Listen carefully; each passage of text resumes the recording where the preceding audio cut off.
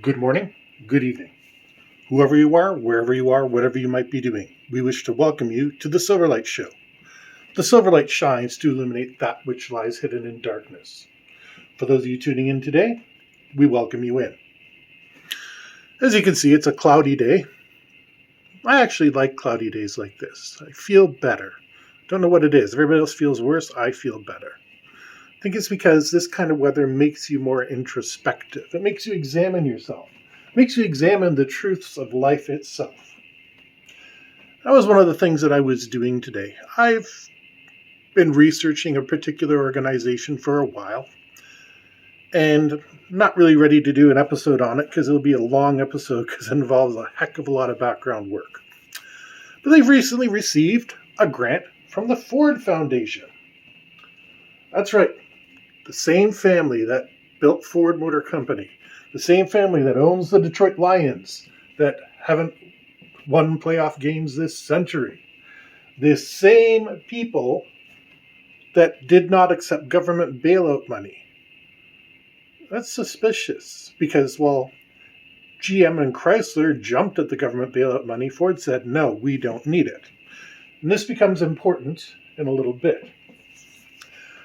The Ford Foundation is supposed to promote humanitarian causes, and they've given money out to all sorts of it over the year, and they've pledged to give out even more, which I think is rather strange. They started off with $12.8 billion in investments, and they're going to try to liquidate 1/10 of that just in the next 5 years.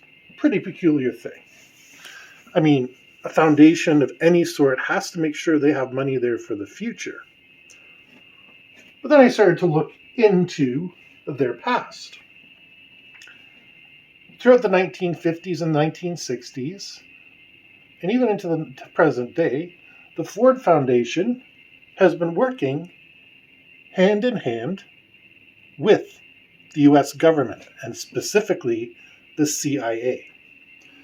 They've been known to go into universities and offer courses, specifically to get students in those areas to be pro-USA. Indonesia, for example, the Suharto government, a lot of their supports came from students who were given courses from people hired by the Ford Foundation. Back when Berlin was split in two, when Germany was in its 30-year split, they were funding what might be called terrorists to go into East Berlin and indeed the entire Soviet bloc and basically disrupt infrastructure.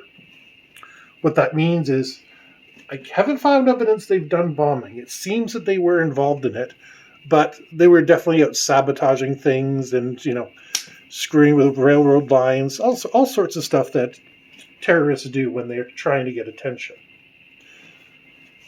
Of course, the Ford Foundation would have you believe they were doing this all in the name of freedom and humanity. The fact is, they give money to people who are willing to take lives.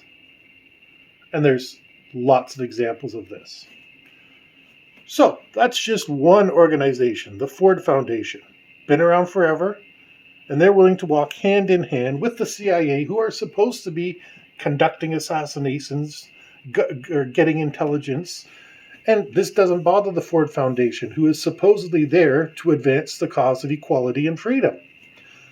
The CIA is also supposed to advance equality and freedom, but they do it from the shadows. If there's one thing Silverlight knows, it's the shadows. So that's why the Ford Foundation is suddenly so interested in giving away more of its money, because there's something big going on. Ever notice that you're not hearing a lot from BLM lately? Pretty strange. They kind of come around every couple of years, then they go quiet, then they come around, then they go quiet. And they are in fact funded by the Ford Foundation. The Ford Foundation equally funds both Israel and Palestine. Because if you want to win in a war, fund both sides. It's in the CIA's interest to do that too. And believe me, they've been caught with their hands in the cookie jar more times than I can even begin to research. So, why would a charity like the Fords be willing to help out the CIA? Well, the fact is, the Fords are deeply entrenched in the military-industrial complex. They go hand in hand, glove in glove, however you want to say it. They walk side by side in lockstep. Yes, they do things on their own, but the same token, they get a lot of money on the side. And I'm not sure whether GM or Chrysler do the same, but the Ford, it's still the family in charge.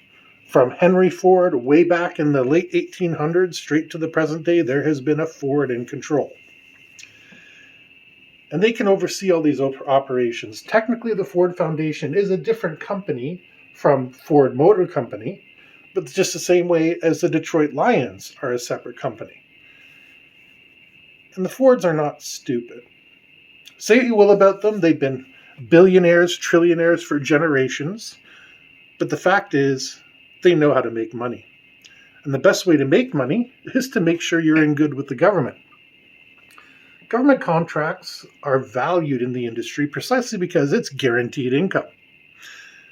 And they can disguise it on the side with putting money into charity and saying, oh, look at this. We gave $6 million to make clean water in Palestine or whatever cause that they happen to be supporting. Don't get me wrong, I appreciate the clean water in Palestine, but grants like that usually come at a cost. Yes, we will give you your water, but in return, we're going to come over, we're going to supervise the construction, and we're going to set in the distribution network.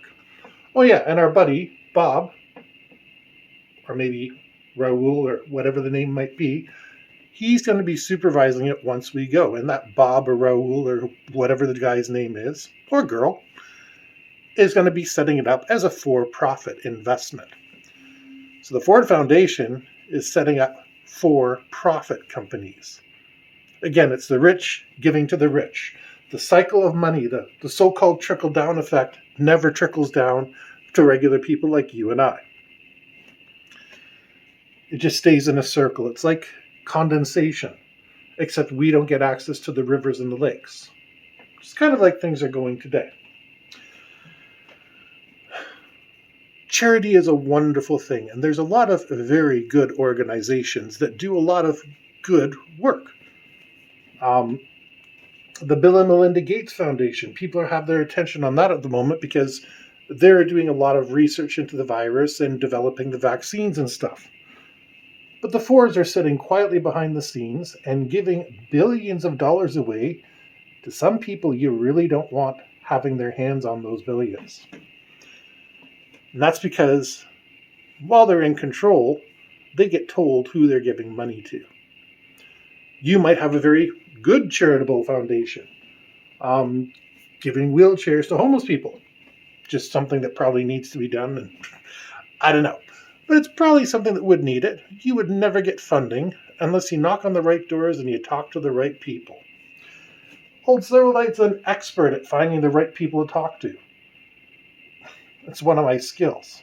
And I'm determined when I go after people, I work the phones, I press the flesh, I talk to my friends, and sooner or later I get the right person.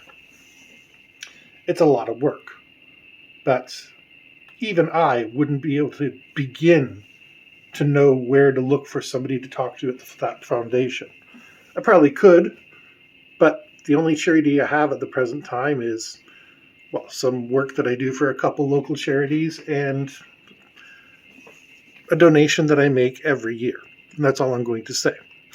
Because the donation that I make would be controversial for some of my listeners. But it goes back to World War II when this organization did something for my grandfathers that none of the other organizations did. That's as far as I'm going to say it. And that organization still is around today. They're still helping homeless people, but their mission statement has changed over the years because, quite frankly, we're not fighting world wars anymore.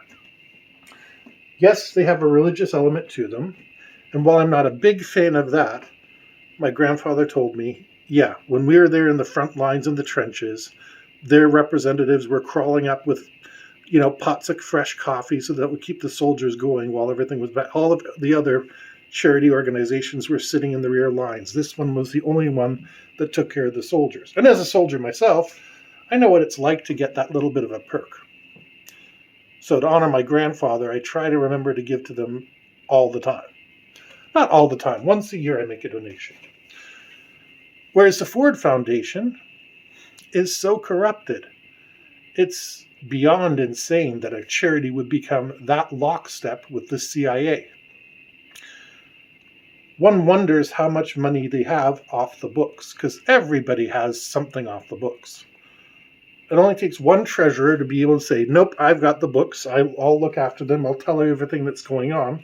And most people don't really pay attention to anything other than, is there money in there? And the treasurer says, yes, there is. And that's the end of the story for most cases.